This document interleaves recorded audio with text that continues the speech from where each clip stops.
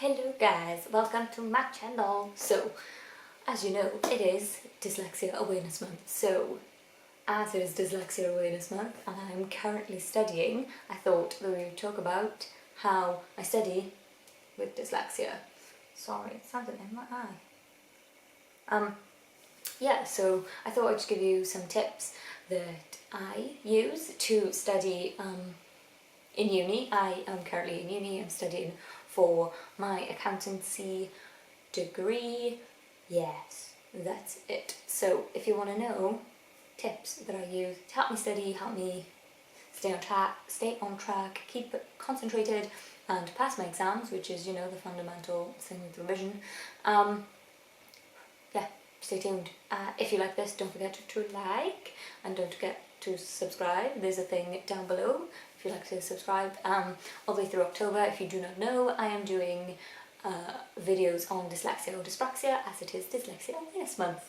So if you want to see those, don't forget to subscribe and you can see them every week. Let's get into the video. So the first tip is start early. So I normally start revision really freaking early compared to most people. I will normally look over the things that we've learnt in class in a textbook after the week after my class, so that if I don't get something I can actually ask the tutor. And if there's a lot of written questions on that topic, I can write stuff down, like have a past paper, write out the question and the answer, and I give it to my tutor and she can mark it, or he, normally she though, can mark it and I can find out how well I did, where I need to improve, yada yada yada. It's always good to start early. You can never over-revise realistically, but you can under. So you must start early, do it in slow, steady, small chunks throughout the year. My next tip would be tell your teachers at the start of the year. I tell my teachers at the start of every year that I am dyslexic and I need help, and is there any way that I can send them written answers and they can read them and tell me where I'm going wrong. This is just so that they know why you're doing it and they're not like, why is she doing this? Because obviously in uni it's meant to be like self-study, so I don't want a teacher then to be irritated that I'm constantly asking them questions. I'd rather them know straight off the bat that I'm doing this because this is where my downfall is. So I'm giving you these, you know, questions which might seem really blunt or really off the mark, but so that I can improve in the long run. When you tell teachers well ahead of time, they tend to be real helpful. It's when you wait until 2 weeks before the exam and then you're like, oh, I've got dyslexia, and then they're like, well, you've had that for ages, you should have known about it. So yes, give them time to help you. The thing I always did in school and in college was I didn't tell tutors when I didn't understand things, because I thought I looked stupid, which is silly because you look stupid when you fail all your exams because you refuse to ask questions. So don't feel stupid because you need to ask help. You should feel more stupid that you didn't ask for help and now you're stuck alone with no one to help you.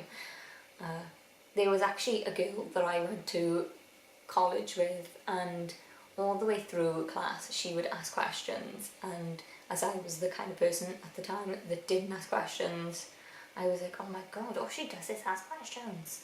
But it turned out she got all A stars. She won an award for being like the smartest person. She was incredibly smart, and she said to me, like when I said about her, she was like, yeah, I know that I come across as quite thick in class because I ask so many questions, but then I write everything down and I look back and when I have those questions again, then it's there. I know exactly what I'm doing because I asked those questions initially.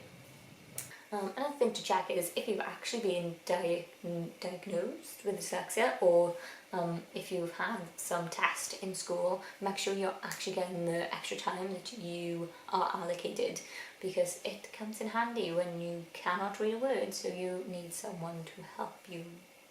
Like, you need extra time to read, or if you get someone to read your exams to you, if you get somebody to write your exams for you, you you can't go wrong really in using the extra help that is given to you. It is given to you for a reason, so take the help. Yes. I spent all the way through school, I actually refused to have extra time for dyslexia because everyone like made fun of people with dyslexia in my school, so I didn't tell anyone I had dyslexia in school. I sat my exams under normal time and I found it really stressful. I should have just been honest and said I needed help and should have had a dyslexia test, and yeah, but I didn't, and looking back it was really stupid. There's nothing I can do about it now. I'm not going to reset all my GCSEs, am I? No, I passed and that's all that matters. So this is one that I'm terrible for. Always do your homework. I'm not so bad when they don't give you ludicrous amounts, but my tutor at the moment just gives so much homework, and she knows that we have coursework, yet she's giving us so much homework. And that's where I find I start to off, fall into the little pond. Yeah, the point of homework is for you to see how much you can do, and then you can ask for help and you can see where you're going wrong. So if teachers are giving you homework, you should actually do it. It's kind of like where I said, start early. If you're doing your homework, you're kind of starting early anyway. Yes, don't forget to do it. It is important. Teachers don't give it to you just for fun. I know it seems like they're doing it just to suck the soul out of you, but you know, in the long run, it'll be worth it. And most homework doesn't take that long. Yeah, that was it. That was 5 tips. I didn't go 1 to 5 because, I don't know, I just didn't. That is the video. It's probably really short.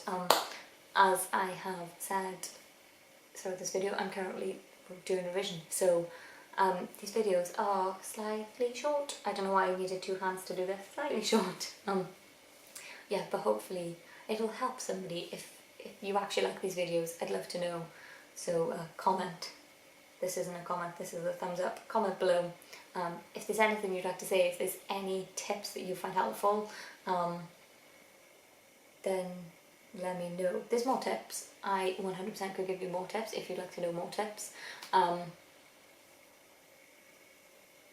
Yeah. Also, once October is finished and this dyslexia month has gone, I'd like to know what you guys would actually like to see. If you are a regular watcher of my channel, then comment below. Tell me what you like, what you want to see. Is there anything in particular you'd like me to cover? I can do that if you let me know. I'm more than likely to do it. So comment below if you actually have something in mind that you'd like to see. Yes, that is the end of the video. I hope you enjoyed. Don't forget to like and subscribe. I'll catch you next week. Next week we'll actually be looking at, let me tell you, I've got it on my phone. I forgot already. Let me check. Ways to keep dyslexia from making you sad, really, because I'm aware that sometimes it can be quite depressing. You feel quite alone with dyslexia, or at least I did. I'm not sure if everyone's felt like that, but I did. I felt a lot of time, especially in school, that I didn't have anyone to talk to about it, and it was really stressful. And like before I got tested, I felt like I was just stupid and people didn't quite understand it. So I've put together a little list of things that might help you. If you'd like to see that, watch next week, because it'll be there. Yes. I'll leave up on the screen things for you to watch and my face if you want to subscribe. See you next week. Goodbye.